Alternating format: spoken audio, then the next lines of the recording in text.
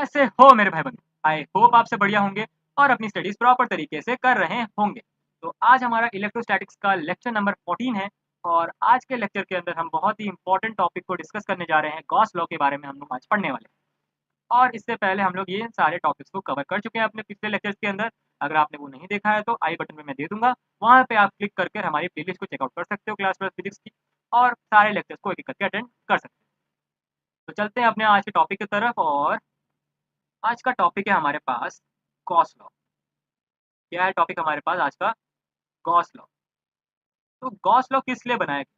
तो simple Gauss law बनाया गया फ्लक्स को निकालने के लिए किसी भी क्लोज सरफेस के अराउंड। किसी भी क्लोज सरफेस के अंदर कोई भी अगर चार्ज रख दिया जाए तो उसके अंदर से कितना इलेक्ट्रिक फ्लक्स निकलेगा उसको हम निकालेंगे, ठीक है, गॉस लॉ की मदद से। तो गॉस लॉ के अंदर एक्चुअली में हो क्या है? तो गॉस लॉ का स्टेटमेंट कहता है कि फ्लक्स, ठीक है, फ्लक्स अराइजेस ड्यू टू, ठीक है, फ्लक्स अराइजेस। यहाँ पे मैं अगर मैथमेटिकल पहले इक्वेशन लिख देता हूँ, उसके बाद मैं इसका एक प्रॉपर डेफिनेशन यहाँ पे लिख। तो यहाँ पर फ्लक्स अराइज होता है किसी भी क्लोज सरफेस के कारण, ठीक है। और फ्लक्स का फॉर्मूला यहाँ पे हम लगा देंगे, किसी भी क्लोज सरफेस के कारण कोई भी फ्लक्स अगर अराइज होता है तो वो बराबर होगा किसके? वो बराबर होगा उसके अंदर कितना चार्ज प्रेजेंट है, ठीक है।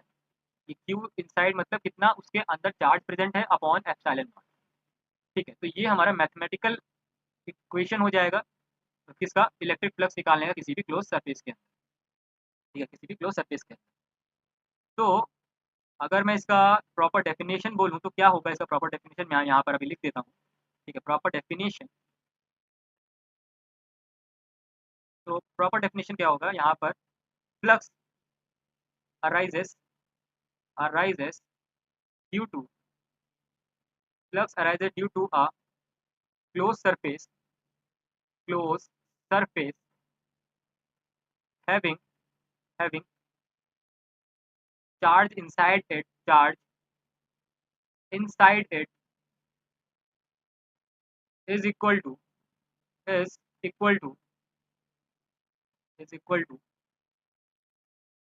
क्यू बाय एप्सिलॉन नॉट, ठीक है। तो जितना फ्लक्स आपका अराइज हो रहा है किसी भी क्लोज सरफेस के कारण और उसके अंदर अगर चार्ज प्रेजेंट है अंदर किसी भी क्लोज सरफेस के अंदर, तो वो इक्वल हो जाएगा क्यू बाय एप्सिलॉन नॉट, ठीक है।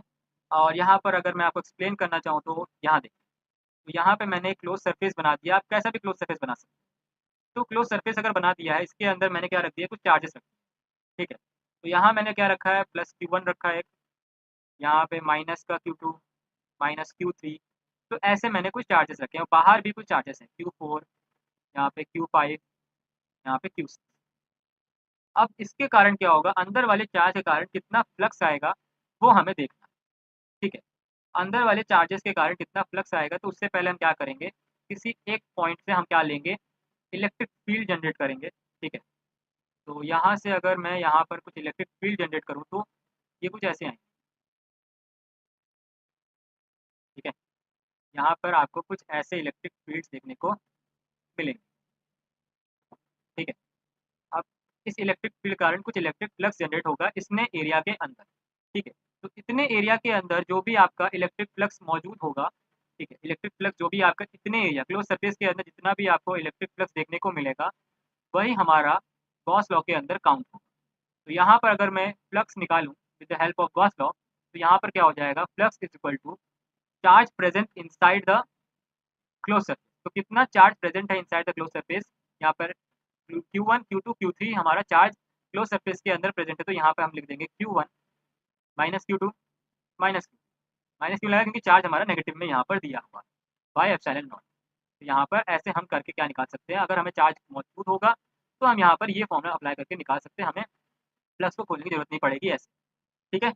अब यहाँ पर कुछ प्रॉपर्टीज़ के बारे में जान लीजिए गॉस लॉ, या फिर गॉस लॉ के कुछ इंपॉर्टेंट पॉइंट्स है जिसको आपको जानना ज़रूरी है। तो अगर हम बात करें, अगर मैं किसी पॉइंट चार्ज के कारण इलेक्ट्रिक फ्लक्स निकालना चाहता हूँ तो हमें क्या बनाना पड़ेगा? एक गॉसियन सरफेस बनाना पड़ेगा, ठीक है। तो यहाँ पर गॉसियन सरफेस ही बनता है गॉस लॉ के अंदर। तो गॉसियन सरफेस, तो ये जो गॉसियन सरफेस होना चाहिए ये होना चाहिए आपका क्लोज, मस्ट बी क्लोज। क्योंकि हम लोग ये जो गॉस लॉ डिफाइन हुआ है क्लोज सरफेस के कारण ही डिफाइन हुआ है, तो गॉसियन सरफेस भी कैसा होना चाहिए? क्लोज होना चाहिए। और क्या बोला गया है कि इसके अंदर अगर मैं बात करूँ इलेक्ट्रिक फील्ड, तो नेट इलेक्ट्रिक फील्ड तो आपके सारे चार्ज के कारण आएगा। Electric field net will be will be will be arises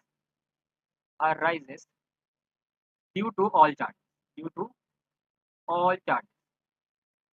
यहाँ पर आपको नेट इलेक्ट्रिक फील्ड आपको सारे चार्जेस के कारण देखने को मिलेगा। आगे चलते हैं और क्या बात कर सकते हैं हम। जो आपको ये वाला सिंबल दिख रहा है इंटीग्रेंट और उसके ऊपर एक स्मॉल सर्कल दिख रहा है, तो ये स्मॉल सर्कल किस चीज़ को रिप्रेजेंट कर रहा है? Represents close surface, represents close surface. ठीक है। और क्या है यहाँ पर, अगर मैं यहाँ पर बात करूँ अंदर के जितने भी चार्जेस हैं, ठीक है, क्यू इनसाइड जो हमें यहाँ पे लिख रहा था फॉर्मूले के अंदर, तो क्यू इनसाइड का मतलब क्या है? यहाँ पे सिंपली इसका मीन है algebraic sum of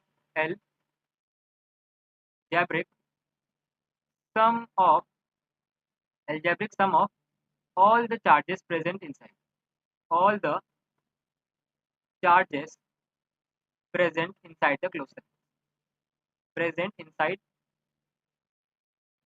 closed circuit। ठीक है, यहाँ पर हमें चार्जेस के बारे में बताना है, कितना चार्ज हमारे क्लोज सरफेस के अंदर प्रेजेंट है, उसका पूरा सम हमारा क्यू इनसाइड रिप्रेजेंट करता है। तो आई होप आपको ये गॉस लॉ का हल्का फुल्का आइडिया हो गया होगा। तो अगर हम बात करें यहाँ पे गॉस लॉ की, तो यहाँ पे गॉस लॉ का टॉपिक हो गया है खत्म। ठीक है, और अगले लेक्चर के अंदर हम क्या देखेंगे, इसके एप्लीकेशंस को डिस्कस करेंगे। ठीक है, अगले लेक्चर्स के अंदर हम गॉस लॉ के कुछ एप्लीकेशंस को डिस्कस करेंगे और समझेंगे गॉस लॉ को हम कैसे अप्लाई करते हैं डिफरेंट डिफरेंट शेप्स के अंदर।